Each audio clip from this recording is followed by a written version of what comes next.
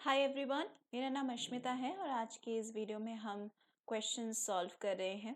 चलिए फोकस करते हैं on the very first question. A child is to receive phenytoin, that is dilantin, 100 mg for seizure prophylaxis. Which intervention is appropriate when administering this drug? कौन सी चीज़ को हमें करना है जब हम इस ड्रग को यूज कर रहे हैं? तो हमें यहाँ पे एक ही करेक्ट आंसर दिया गया है। लाइक कौन से करेक्ट आंसर है वो हमें चूज करना है। तो पहला जो नंबर है उसमें बताया गया है कि मिक्स इट इन डेट्रॉक्स 5% in water and give over 1 hour.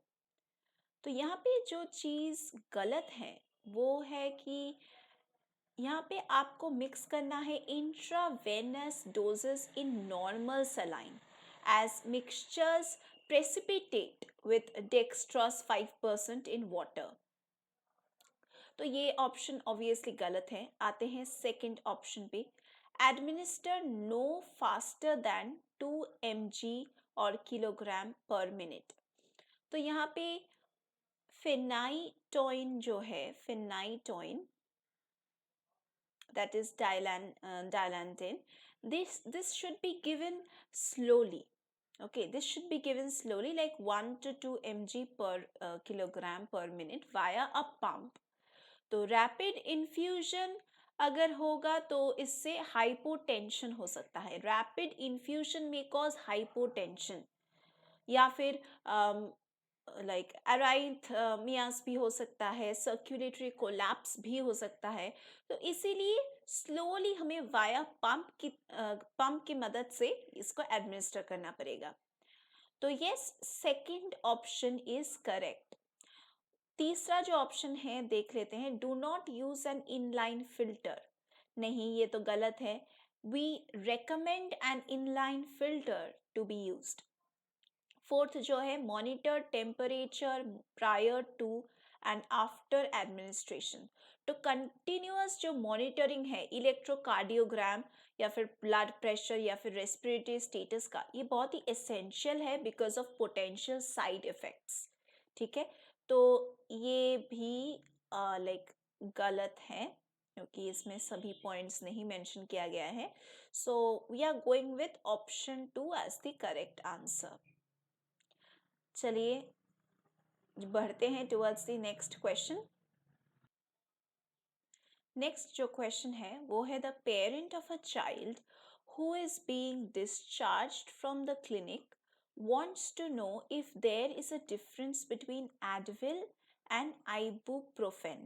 तो एक बच्चे का जो पेरेंट है जिनको डिस्चार्ज किया जा रहा है क्लिनिक से, उनको डिफरेंस जानना है एडविल और आइबुप्रोफेन के बीच में क्या डिफरेंस है। Saying that I can buy ibuprofen over the counter at a cheaper price than Advil. What is the nurse's best response? तो नर्स का जो बेस्ट रिस्पॉन्स है जिसको हम रिकॉर्ड कर सकते हैं वो क्या है? ठीक है, पहला जो आंसर है चलिए देख लेते हैं। Advil and ibuprofen are two different drugs with similar effects. बिल्कुल नहीं, ये this does not answer the parents question, तो इसको हम कंसिडर नहीं करेंगे। सेकेंड जो आंसर है वो है, there is no difference between the two medications, so you should use whichever one is cheaper. Obviously ये बिल्कुल भी करेक्ट स्टेटमेंट नहीं है क्योंकि आइबुप्रोफेन जो है नो, बिकॉज यहाँ पे एडविल जो है ये एक एंटेरिक कोटेड है। ठीक है, एडविल जो मेडिकेशन है ये एंटेरिक कोटेड है एंड ये जो सभी आइबुप्रोफेंस है ये एंटेरिक कोटेड नहीं है। ठीक है, third one, similarities exist between the drugs but you need to consult the healthcare provider about the specific order। तो ये जो रिस्पॉन्स है ये करेक्ट हम कंसिडर कर सकते हैं. This response answers the question and tells the parent that the physician is the only one who can change a name brand to a generic drug. ठीक है. नेक्स्ट जो है लास्ट ऑप्शन वो है ibuprofen is usually cheaper so you should use it.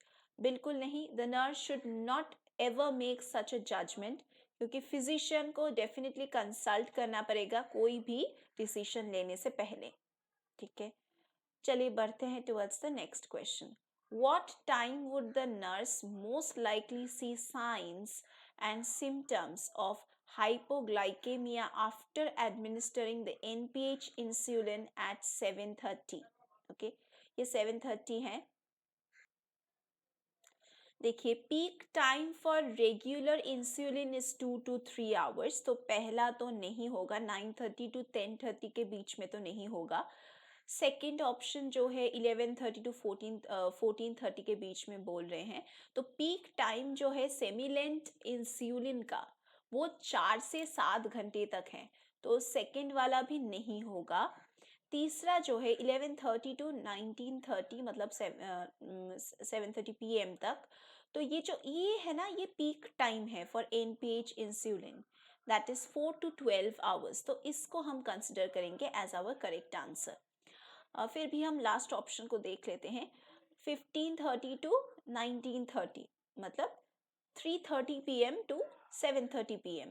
तो ये जो है ना, ये पीक टाइम है फॉर लेंटे इंसुलिन जो है 8 से 12 घंटे तक. ठीक है. तो ये भी गलत है. तो let's move over to the next question. Next question कह रहा है मॉर्फिन सल्फेट जिसको हम ड्यूरामॉर्फ भी कहते हैं 2 mg for its use for pain is ordered for a 12-year-old who has had abdominal surgery. Which is the most appropriate nursing action? कौन से एक्शन सबसे ज़्यादा अच्छा नर्सिंग एक्शन है? फर्स्ट यहाँ पे कहा जा रहा है कि administer the morphine sulfate that is Duramorph using a syringe pump over 1 hour.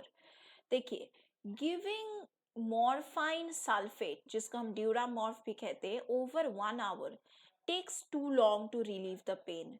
तो it can be given by slow 4 push. Okay, तो ये तो गलत है.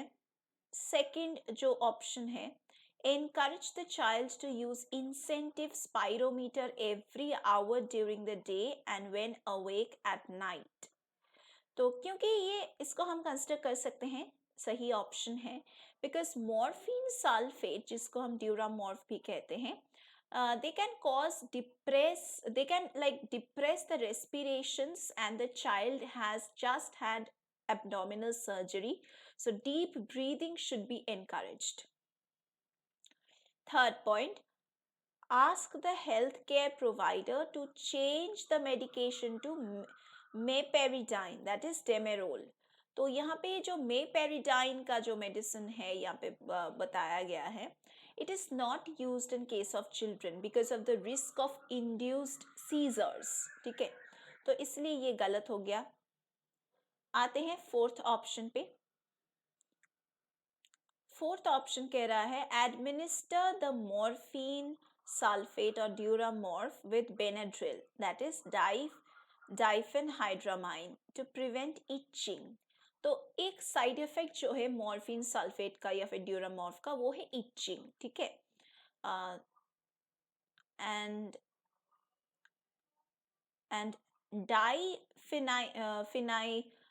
डाइफेनहाइड्रामाइन ये बेनाड्रिल जो है, ये बेनाड्रिल एक गुड मेडिकेशन है to give as needed in case of etching.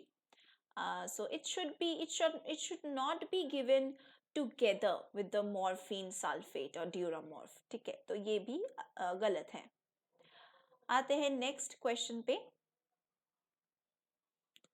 The parent of a child who is being treated for Haemophilus influenzae meningitis tells the nurse that the family is being treated prophylactically with rifampin, that is Rifadin. Which should the nurse include in teaching about this medication? पहला जो चीज़ है वो है कि the drug will change the color of the urine to orange red and it will cause staining. तो urinary तो rifampin जो है ना, रिफैम्पिन इसका जो मेंशन किया गया है, या फिर रिफैडिन, इसमें अगर आप इसको लेंगे ना तो it causes an orange red discoloration of the body fluids including urine. Body fluids में तो यूरिन भी आते हैं, तो इसका कलर चेंज हो जाता है. So knowledge of this can decrease anxiety when such discoloration occurs. So हम definitely point 1 को correct मान सकते हैं. फिर भी हम जो different points है उसको भी consider करेंगे. Adverse effects of the drug may cause urinary retention. देखिए, यूरिनरी रिटेंशन रिफैम्पिन का कोई भी साइड इफेक्ट नहीं है, तो ये गलत हो गया. रिफैम्पिन या फिर रिफैडिन is metabolized in the liver and should be used with caution in clients with elevated liver enzymes. तो ये गलत है. Third one. तो the third one says the drug is given to treat meningitis. तो ये जो drug है, the drug is ordered prophylactically to guard against the developing meningitis. तो ये भी गलत हो गया. Last जो है, you will need to continue taking the drug for 7 days. The drug is given for 2 days as prophylactic treatment. तो यहाँ पे 7 days तो बिल्कुल गलत है, यहाँ पे 2 days हो सकता है. ठीक है, तो ये भी गलत है. तो आज के वीडियो में बस इतना ही. अगर आपको ऐसे क्वेश्चन सॉल्व करने हैं और क्लासेस करने हैं हमारे साथ, देन नर्सिंग के ऊपर, फार्माकोलॉजी के ऊपर, देन आप हमारे क्लासेस में एडमिशन ले सकते हैं. सभी डिटेल्स आपको नीचे दिए गए डिस्क्रिप्शन बॉक्स में मिल जाएगा. Thank you for being with me. चलिए मिलते हैं अगले वीडियो में.